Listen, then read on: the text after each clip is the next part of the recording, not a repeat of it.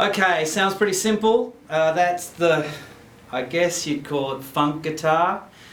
I think one of the misconceptions with funk guitar is that I guess we all start from playing kind of the blues, and then we hear this funky music and we go, oh, that's kind of like a sexier version of the blues.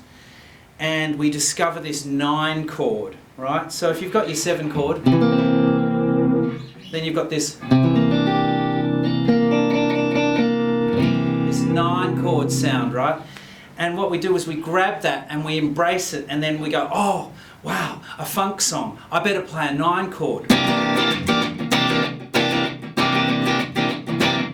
Okay, so then we get further into the funk and we realise that funk is driven by the rhythm section. So the guitar adds these sort of syncopated beats. And I equate funk guitar to kind of like almost like a cowbell pattern.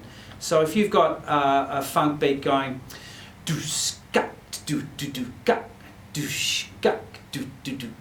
you think of a cowbell, what a cowbell would play to that is, so the beat is the cowbell go, it'd play kind of like an offbeat, right? So you apply that to the chord. So you've got that 9 chord, and you think of a funk beat.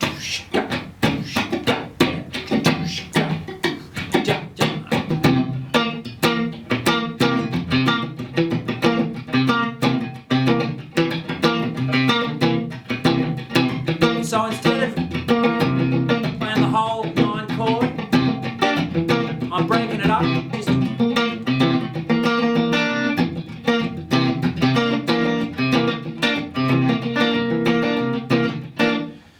What happens there is then you get punters saying, man, you've got a great feel.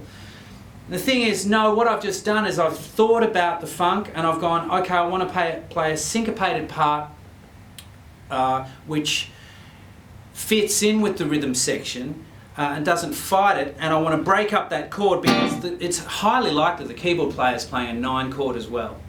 And somewhere in the horn section, they're playing a 9 as well. So you don't want to be playing, right? And the other thing is, okay, there's a James Brown song called Sex Machine. It's in D, right? I've seen a lot of bands play it and the guitarist always gets it wrong. For starters, he's probably using a Strat and he's thinking, oh, it's jazzy, so I'll use the front pickup so it's nice and warm. Yeah, it's fair enough.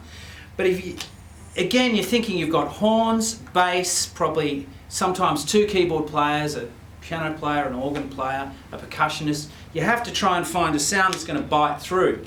And the part in Sex Machine is this classic part.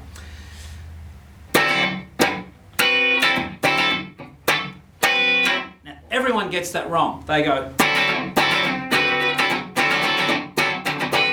they're playing too much. Every other bit's being covered by the horn section, the percussionist, the bass player and the drummer. All you've got to do is play this bit. 1, 2, 3, 4.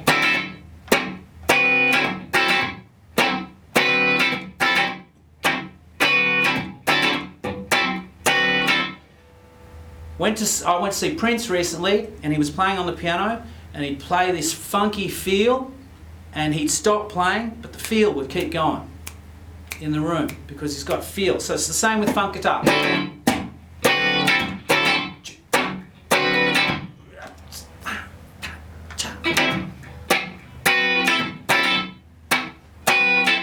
Sort of intangible and hard to teach, but less is more when it comes to the funk. When you're playing funk solos, just stick to blues pentatonic and play it like a saxophone player. So if you can imagine that groove's on.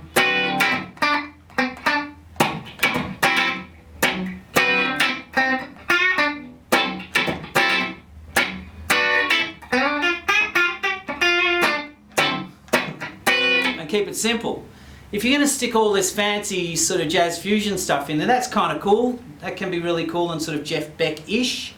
But if you're not really playing a jazz fusion gig and you're just playing a funk gig, a party gig, I think keep it for the solo album. Because I think the funk is all about the feel, and it's about keeping it really simple.